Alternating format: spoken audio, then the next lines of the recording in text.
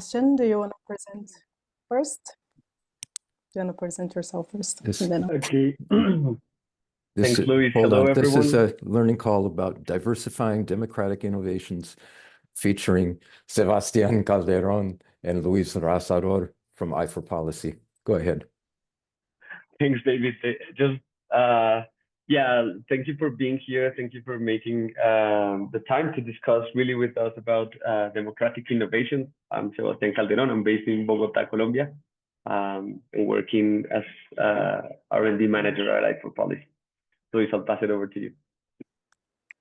Thank you, Sebastian. And yeah, thanks everyone for taking this time in the last stretch of the year. I know it's quite busy for everyone, so I'll try my best to make it very interesting and worth it. I'm happy to see some familiar faces here today that I met in the conference in Canada, but I know that for many of you, this might be the first time meeting me, so I'm really excited to have this opportunity to connect with you and to learn from each other. I am Luis Razador. I am based in London, UK at the moment, but I am Brazilian from São Paulo, and I am the head of Innovation and Impact at I4Policy. So I'll quickly start by introducing, can I share my screen actually? Let me see if I can. Oh, yes. You should be able to. Yeah. Can everyone see that? Yeah. So I'll start quickly by introducing I4Policy for those who are not quite familiar with us. At I4Policy, our mission is basically to build a better future by placing the power of a collective, the collective at the heart of decision making. And we achieve these by connecting individual communities and governments worldwide to co-create the future. That's our vision, that the future is co-created. And our work goes through the entire journey of a participatory process, basically, so from conceptualization through to dissemination by working with three main key areas. The first one is the one led by Sebastian, which is research and development, where we design and develop frameworks, approaches, and methods. The second one is strategic advisory, where we support and guide decision makers in implementing and adapting these methods. And the third one is knowledge sharing, where we focus on capacity building and documenting processes to ensure learning and growth. I also lead the Innovation and Impact, which is basically a new initiative we're creating through a lab to experiment and test, but that's maybe an initiative that we can talk about in another opportunity. And we are here today, as David mentioned, to discuss a little bit of diversifying democratic innovations. So it is a bit of a provocation for reflection. We really want to save some space to discuss with everyone, but we'll also showcase and discuss some of our work, and we'll also discuss the reflections and developments behind it. So to do this, we'll divide the presentation in 3 steps. The first one is to present a case study of a method we developed in collaboration with UNESCO. And it was an approach that has been described as an unprecedented consultation with the UN system, the whole process of the consultation in that case that we're going to present today. And next, we'll dive into the mechanics and intentions of the method and how it was developed and applied. In the case, we mean the deliberative consultations and the 3D consultations, which we see as an alternative to citation-based methods. And we also see as taking it a step further than just doing centralized consultation by exploring how the process was enhanced to ensure even greater accessibility and inclusivity to what we call the 3D consultations that I will explain better later. And finally, we'll wrap up with a discussion on how we can push participatory practice beyond the commonly used or the most known methods, to, at the end, share a QR code to the resources mentioned on this presentation. So don't worry to go that much into the details or to get the exact info of the presentation, because at the end we'll share all those materials with you. It's basically the case study that we have just published with UNESCO about this case, and also 2 method guides that we published on our decision thinking platform. One of them is for the deliberative consultations, and the other of them for the 3D consultations. So going into the first moment of this presentation, we'll begin with the case study to ground our discussion and see how this approach was developed in practice. We chose this particular process because it demonstrates a journey of learning and evolving within a consultation process that progressed from openness to accessibility and ultimately to inclusivity as well. And that process, in this case, was regarding the guidelines for the governance of digital platform that was connected to a significant initiative that UNESCO undertook in 2022, when it started this groundbreaking process to develop an approach for those guidelines that have as an objective to mitigate online harms while fostering peace, dialogue, and understanding in the digital sphere. That consultation process was conducted in 3 phases and brought together an incredible level of global engagement, as it gathered around 10,000 contributions from 134 countries, with over 5,600 people actively participating in the process. But it began with a very expert-oriented approach. So the process was divided in 3 phases, basically. And in phase 1, UNESCO commissioned studies from organizations like Research ICT Africa and the Center for Law and Democracy, and drafted an initial version of the document internally. This draft was then shared with experts and networks, specifically around 35 experts and 47 networks, specialized in human resources, digital governance, and regulation for feedback, for a first round of feedback. But since the guidelines were aimed at bringing about a multi-stakeholder approach, the early feedback on the guidelines already highlighted the need for a broader engagement and a more democratic consultation process.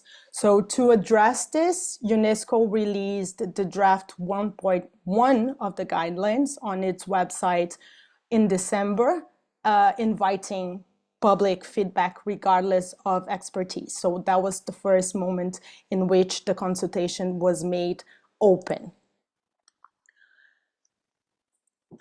This first phase of the public consultation gathered 965 inputs from 64 different stakeholders. And these numbers are already significant quantitatively, but looking at the responses, it was clear that most of it still came from sector-specific experts and networks, and that they were primarily based in Europe and North America.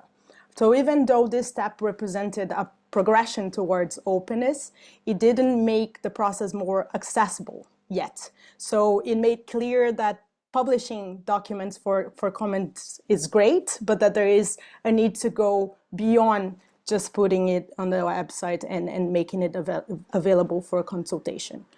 And so to extend even further the reach of the consultation, UNESCO launched the Internet for Trust conference, which marked the phase 2 of the consultation process. And it became clear that to make the process more accessible, different ways to engage stakeholders were needed, which is why IFER policy was then brought into the process.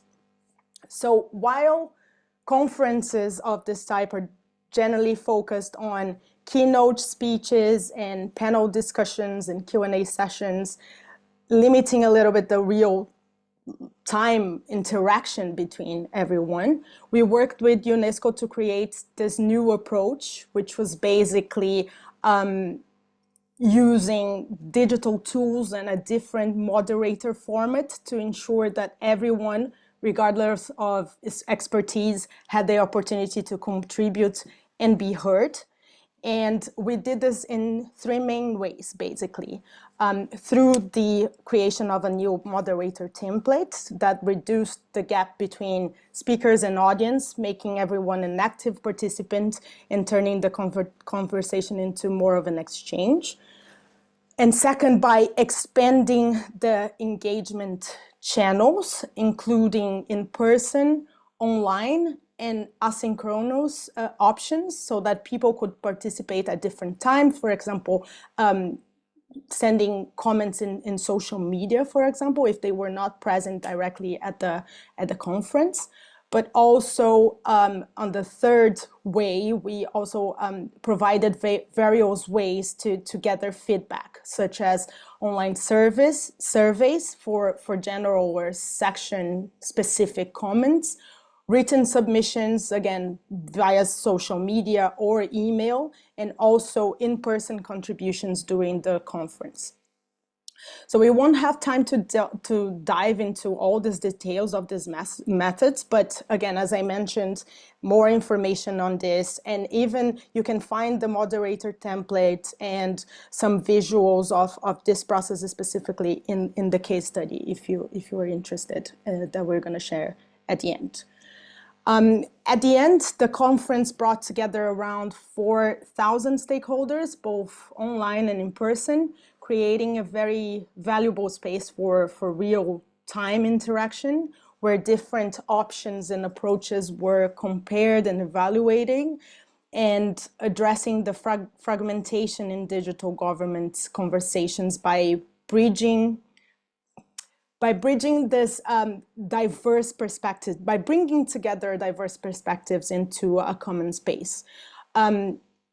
But at this point, still many groups were not represented at the conference, were not able to be there, or were not able to participate through email or social media, especially voices from the Global South and other marginalized and vulnerable communities.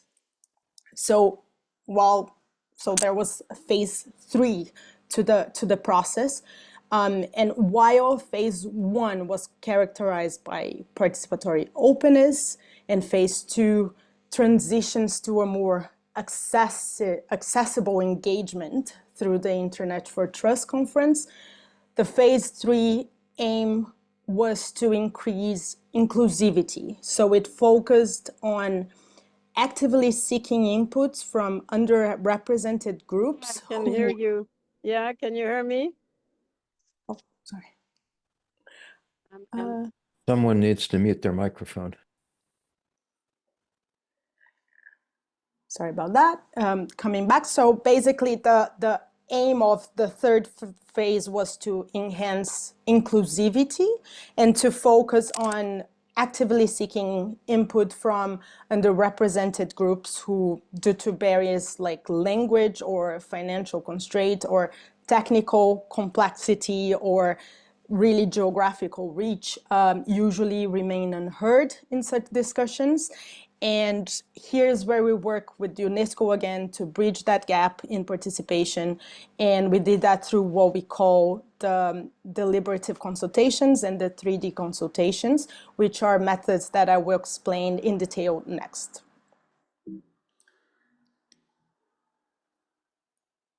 As you can see, this third phase of consultation had 6,200 contributions on itself. We there were basically 57 consultations in total.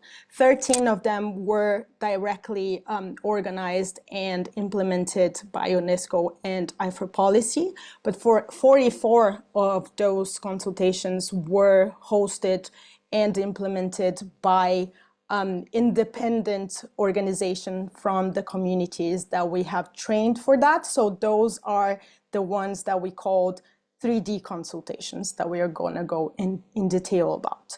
And one important thing is that 72% of the participants of those consultations of the third phase had not engaged in any public consultation in the past 6 months, and 82% had not previously engaged with the consultations on the UNESCO guidelines before. So it really was an increase in terms of the diversity of the participation in this process, but also in participatory process in the recent time. And the reach of this was basically 70 countries that provided contributions through the deliberative consultations and 3D consultations.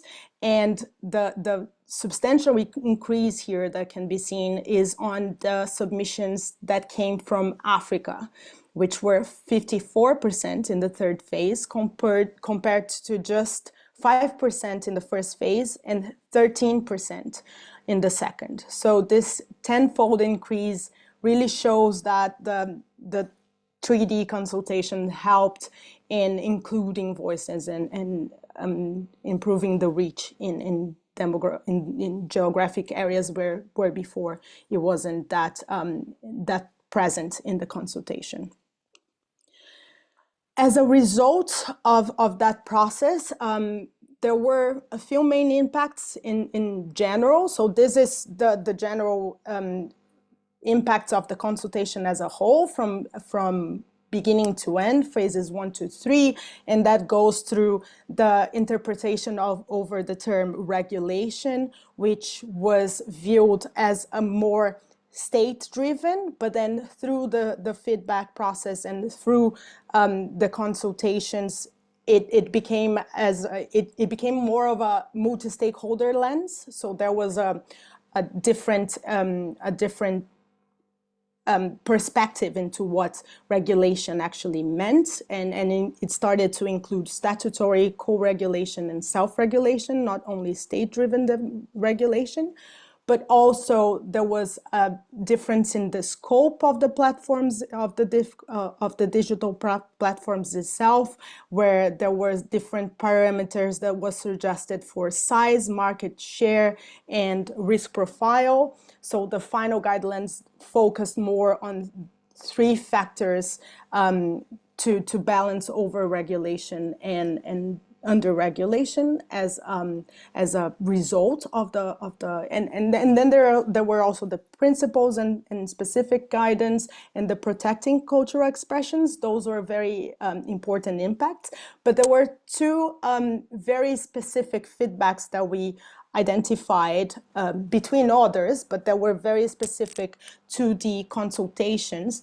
that also caused impact. And one of them was the testimony from meta content moderation from the Global South, which helped basically demonstrating how the need to account for inadequate training and exploitation in terms of moderators, which is something that would not have been recognized and accounted for, and was a reminder that lived experiences were key to inform and shape global policies.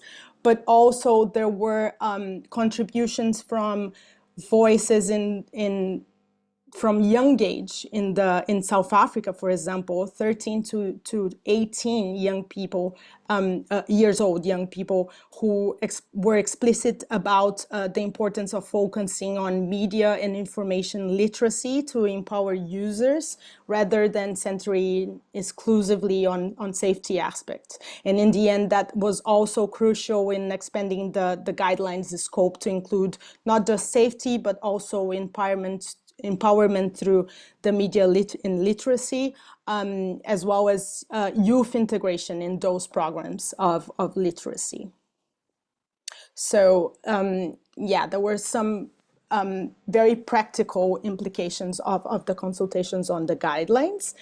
And we now move to the second part of the conversation, where we'll talk about the methods that we developed during this process.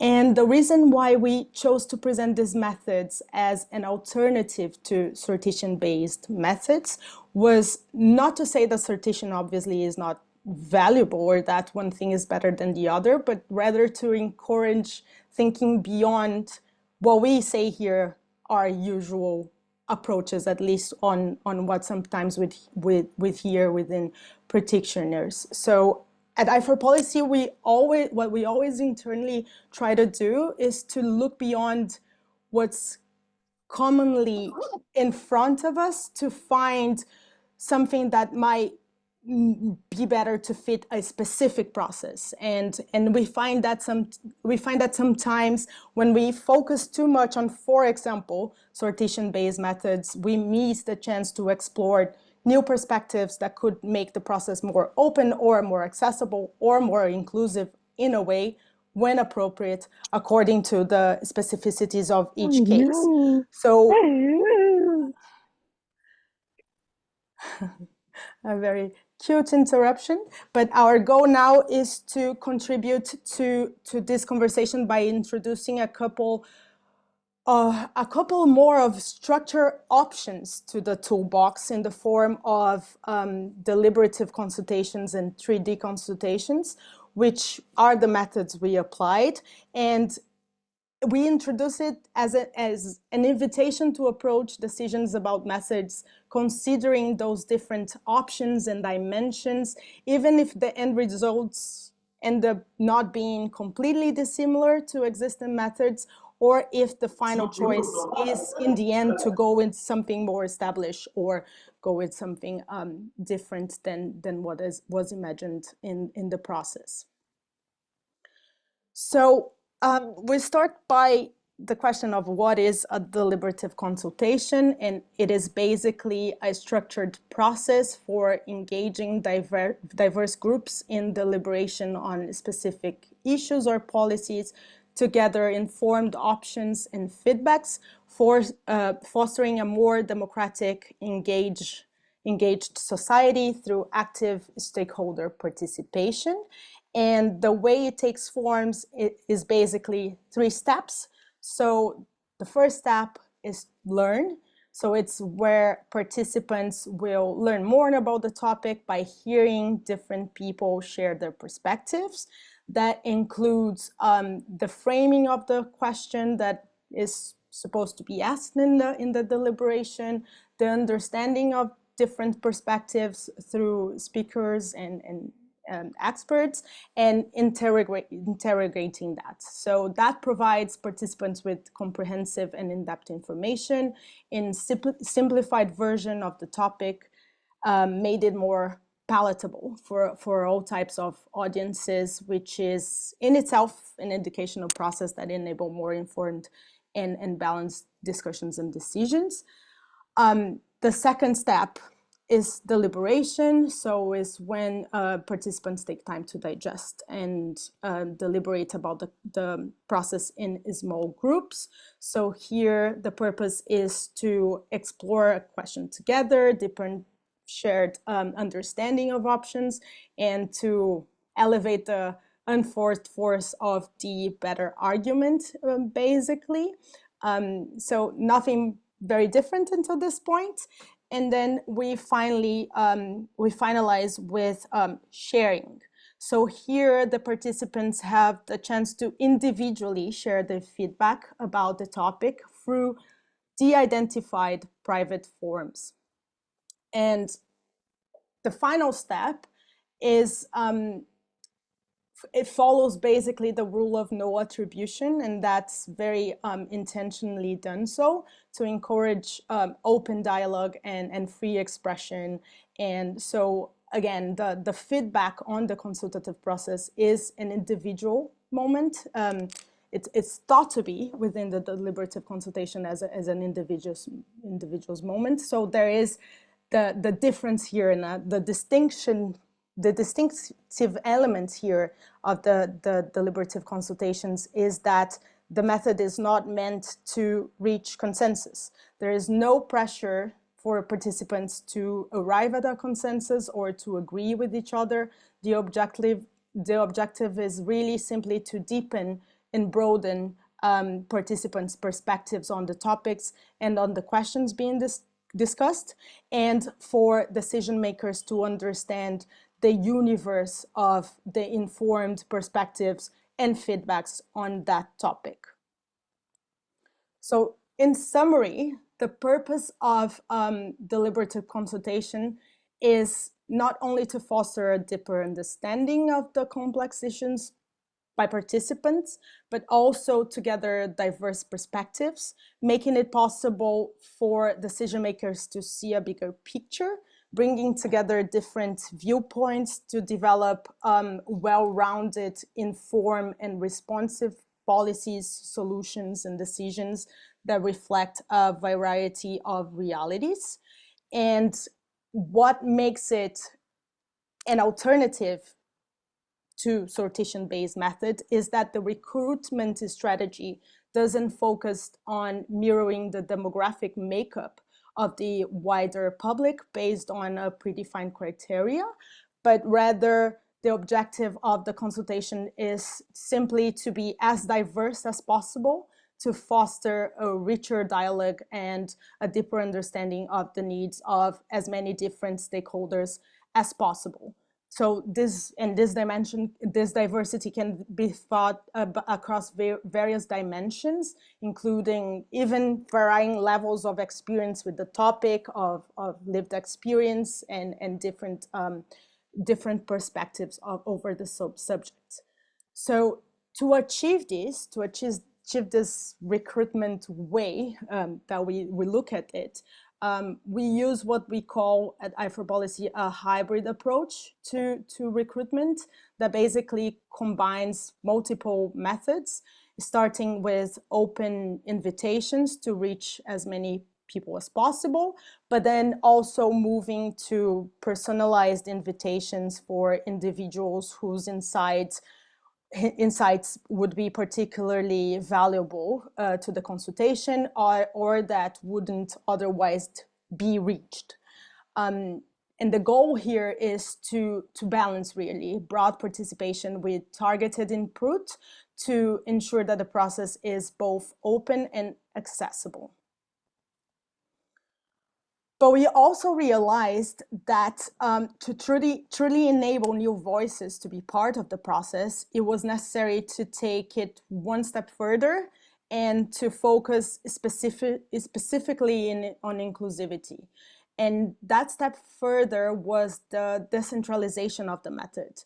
So it provided means basically for the expansions of the outreach efforts to enhance further spread and permeation of the decision-making processes by ensuring a wider reach and a more diverse discussion through the inclusion of more voices on the conversation, specifically from underrepresented groups. And the purpose here was to increase the likelihood that the voices and perspective of a broader range of stakeholders, particularly those marginalized and vulnerable communities, are also heard and considered in the consultation processes. So we took it made it more permeable by creating the distributed, decentralized, deliberative consultations, which we call 3D consultations.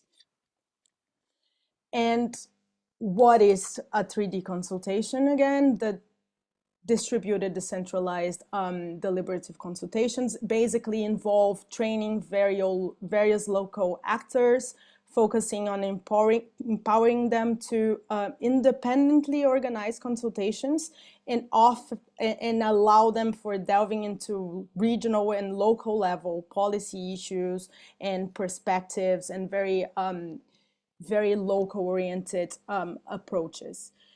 And in addition to increasing community engagement by promoting awareness and participation, we also felt that it nurtured the sense of ownership among community members and community leaders by really making them the owners of the process and empowering them to make the process alive themselves. So by doing that, it also ensures diversity in breadth because it enables the engagement and empowerment of participants who would not otherwise be reached in centralized deliberative consultations. So in practice, a 3D consultation is a deliberative consultation. And the difference is that we train local actors. So we empower the local organizations to take the lead in running the process, essentially by creating a kind of indirect invitation for a democratic forum. And to do that, we often count on the support of microgrants, so provide financial support for them to be able to do that. And by involving grassroots organizations, this approach looks for a more grounded, inclusive, and responsive policy outcomes because it goes deeper into the more local specificities. And in the UNESCO process, what it meant was that IFOR policy facilitated these decentralized consultations by training community-based organizations remotely. And on those trainings, we help them understand their roles, plan and organize their events, and communicate effectively about the process. And the time and the training dedicated to being with those organizers and to support them was crucial for the success of the method and to equip them with the necessary skills and tools to ensure consistency across different locations.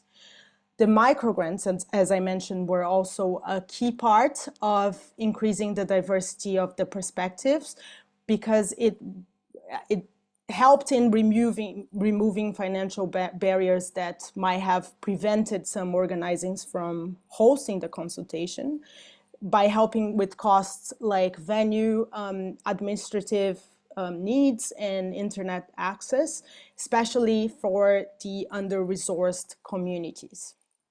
And to support the organizations further, UNESCO and IFOR policy provided the learning materials like the instructional videos, the sample agendas, and the templates to collect and document feedback.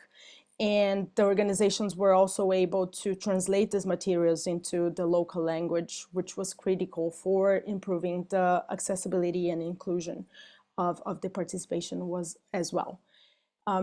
Once the constitutions were complete, IFOR policy aggregated and analyzed the feedback and then sent it to UNESCO. At the end of the process, the surveys showed that 72% of the people that participated in 3D consultations had never taken part before, and 82% were not part of the consultation of the guidelines before. So this really demonstrates that taking the step forward and going beyond online consultations or even the conferences and actively reaching out to supporting diverse communities to ensure that the voice are heard and included is essential in making a process open, accessible, and inclusive at the same time. These are some pictures of some of the consultations that were held in Brazil and in Togo, for example. And well, now we get into the final part. I'm done talking. I've talked too much already. I'm sorry for the amount of information.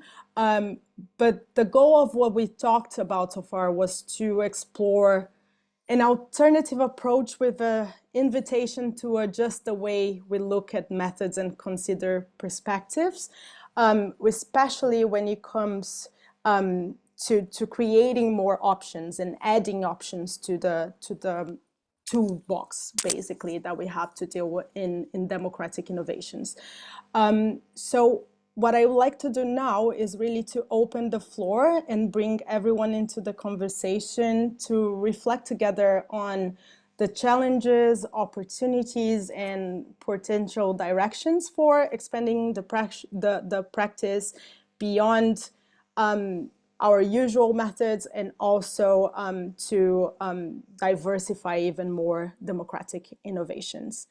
And for that, my colleague Sebastian will help me in facilitating the discussion, first on the challenges and the questions that we proposed and that we can start with are: what challenges emerge when attempting to expand, create, or combine participatory methods?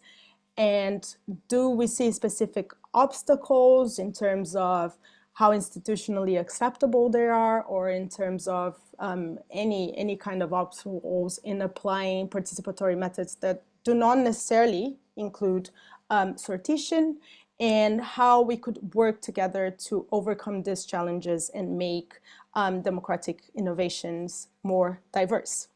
So yeah, I'll open the floor for your perspectives. And could you please unshare your screen so that I could see whose hands are raised?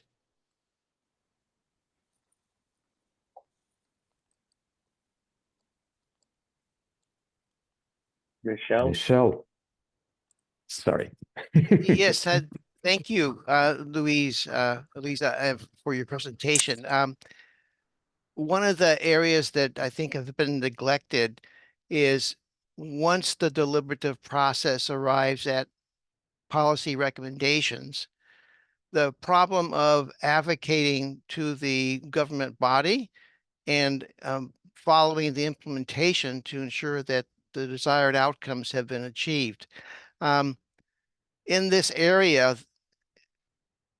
consideration I suggest be given to including in some way advocacy groups and implementation monitoring groups, which may be more professionalized, but to have them as a resource or as a handoff partner from the deliberative process, so that what the deliberation comes up with actually gets considered in an assertive way, and if it's going to be implemented, is followed to make sure that what is desired actually happens.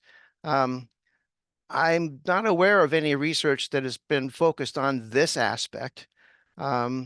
So perhaps your methodology could possibly include this aspect.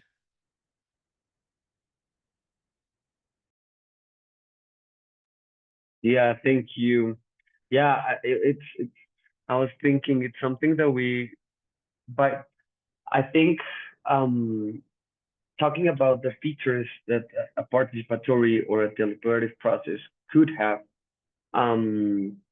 it's also a matter of thinking on how you design it and how you do implement it. And that's something that we started changing with the 3D consultations, right? Like essentially tapping into the problem of the outreach methods and how can we think of diversifying the outreach methods. But this is a real good point about the also participants, right? Like how can we address different moments and different maybe like participation moments?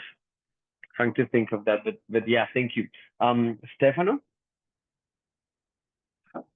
Okay, thank you, Sebastian, and thank you, Luis, for your presentation. Just a point about obstacles. It looks like a really labor-intensive process. So my question is, how did it cost the whole process and especially if compared with the traditional one? I'll have to get back to you on the exact amount, but we know that this process was made under a very, very restricted budget and time. So it was definitely a short budget that we have. But I'll look for the information here, and I'll give you as soon as possible. See, as a general measure, not the precise one, yeah. Yeah, and especially because it's the deliberative consultations and the 3D consultations played a crucial role in the last phase, right? Like it's not the whole phase, but yeah, we need to check that. Joshua?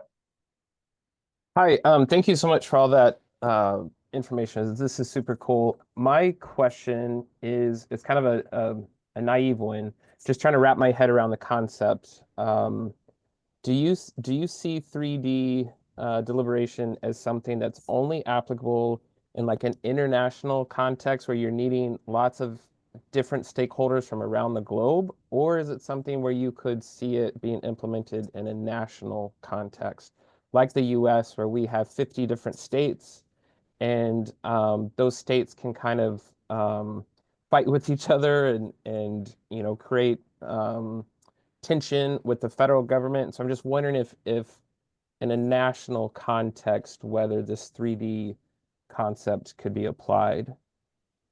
Yeah, that's a very good question. I think that it has a lot of value in the global, but I see as much value in the national, and to be honest, even the local, because even if we're talking about locations within a city region, for example, let's say Brazil, city regions have the urban area, but then it has a lot of communities around, and then how you can actually engage community leaders from the, especially let's mention the Amazon, for example, really, you have really disconnected communities, and then being able to engage with leaders from each community and centralize it. I think that there is a lot of value in that as well, definitely.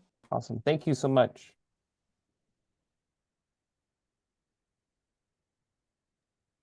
Anyone else? Maybe questions, beliefs, ideas to contribute? Tom, go ahead, please. Thanks. Cheers. Thanks to you both for starting the conversation. I'm still trying to understand what the key differences are in your recruitment methodology and what it means for the numbers of people who are participating. And I don't feel like I understand that yet, so I'm going to probably ask some silly questions. But my understanding is that you're saying that an open call out is beneficial for this approach. And you're saying that that would work well at a local level and a national level. And the obvious drawback to an open call out is that interest groups and networks of privilege can put themselves forward, which can lead to perceptions of legitimacy issues with the process. And so I'm trying to understand what it is that is useful about the open call out. And what I imagine from what I've seen you talk about is that you're saying that you want so many people to participate that you feel like the level of participation is somehow guaranteeing the legitimacy here, rather than the legitimacy of selection by lottery. Because I don't normally see an advantage to an open call out. It's more like we have to do an open call out because the situation restricts us to that, rather than saying, you know, the open call out is great if we want participation to feed into a deliberative process, but usually we say we don't encourage an open call out for the membership of a deliberative process because it leads to skewing in the responses along lines of interest and privilege and so on. So I'm kind of wondering about that. And then on the other hand, I'm thinking that in the sortition processes that I normally see, it would be normal to balance representation and diversity, because those two things can be in tension with one another. You know, if you have a fairly homogeneous society in certain ways, then to represent it is to be homogeneous and not diverse. And so there's a tension there. And there's a useful paper which we often refer to when we're working on projects that says, yeah, there's really good reasons to not be totally representative. I'll post a link in the chat there.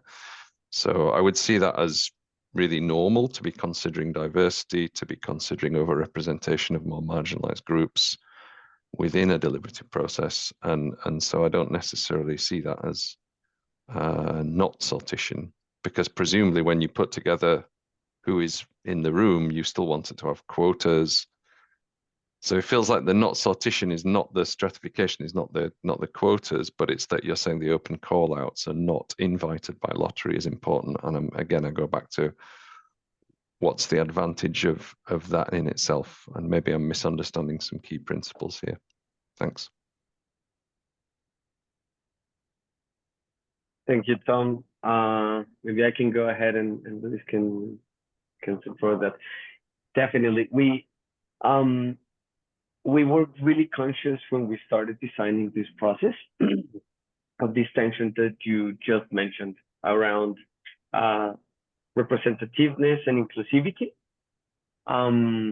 What we are trying to do essentially, and maybe, yeah, it's more useful to think about the 3D section of the consultations, the decentralized, distributed, and deliberated consultations, is that by decentralizing and supporting the community hosts, you're able to basically, and this is something that I see as a potentiality of the method, you can essentially compare different outreach methods, right? And what they can bring to the table. Because it's not, I don't think it's not only a matter of open call versus sortition, but there are other outreach methods that could have potential benefits for the participation process, right? So if we think of decentralizing these consultations, let's say some of them are going to do a sample stratification of the society, like create a microcosm through sortition, but others could essentially either decide direct invitations or indirect invitations or open call, right? That definitely they have, and this is something well studied, that they have limitations in terms of legitimacy. But if you combine different approaches into the decentralization, into the same process, I think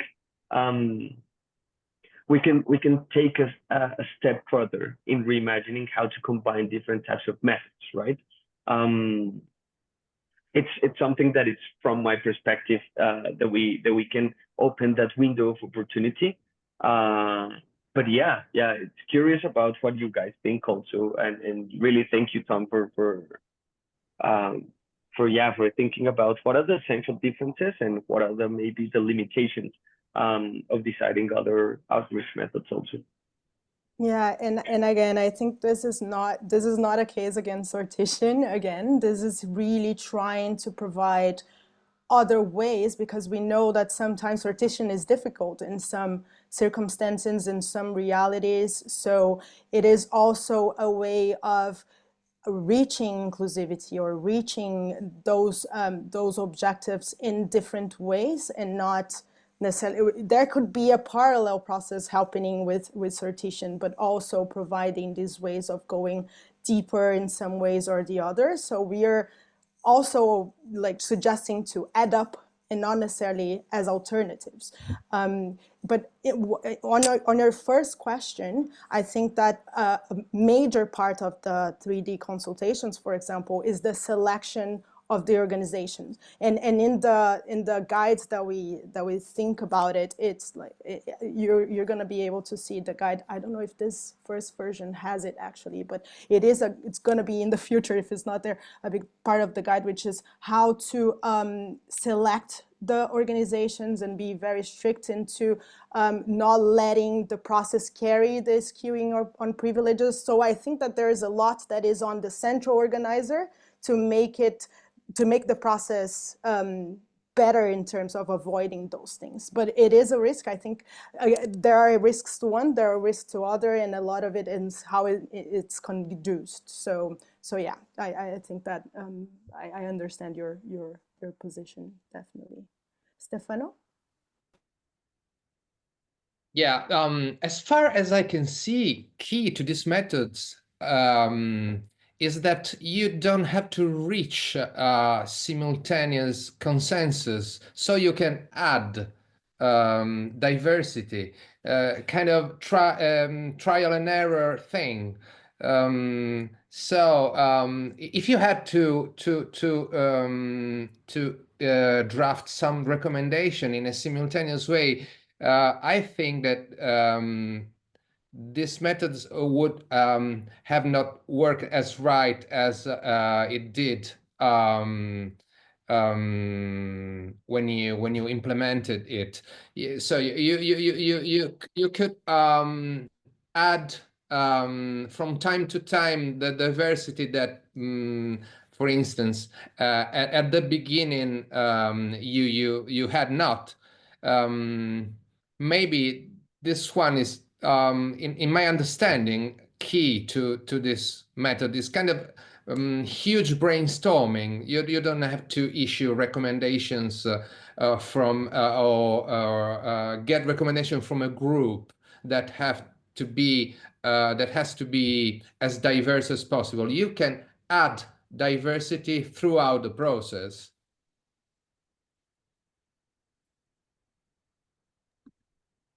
Not I don't know really sure. if I got the Yeah. the little secret of the process. Yeah, I guess let me see if I understood well. I guess what we were trying to do with the method and the decentralization part is trying to basically tap into inclusivity and diversification, right? That's something that we think it can help us understand other ways of approaching to democratic innovations differently from the ones that choose representativeness. But it's not a matter of competing, or it's not a matter of thinking. No. It's a matter of thinking. Yeah, maybe what you can say, like diverse from gathering diverse points of view.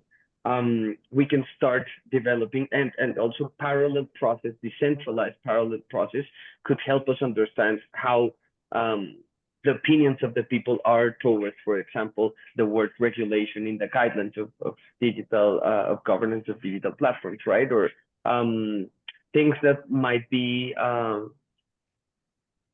things that might be something that it's not that we need to reach consensus, but it's something that we definitely need to deliberate on and to diversify as much as we can. And that also reminds me a point that Joshua was mentioning.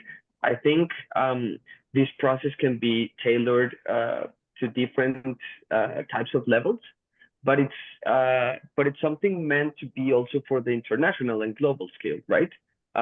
Where we see that global challenges, for example, need global deliberations, and that national regulations or a scope of national or local regulations won't be able to address the whole complexity of a global problem, right?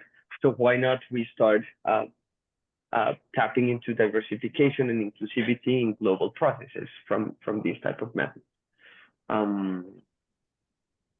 Yeah. Thanks, Stefano. Luis, want to go ahead? Yeah, we're actually already 1 minute ahead of time, I guess. So last thing I wanted to do is just share the resources really quickly, if possible. It's just QR codes if you guys want to tap into it. Let me see.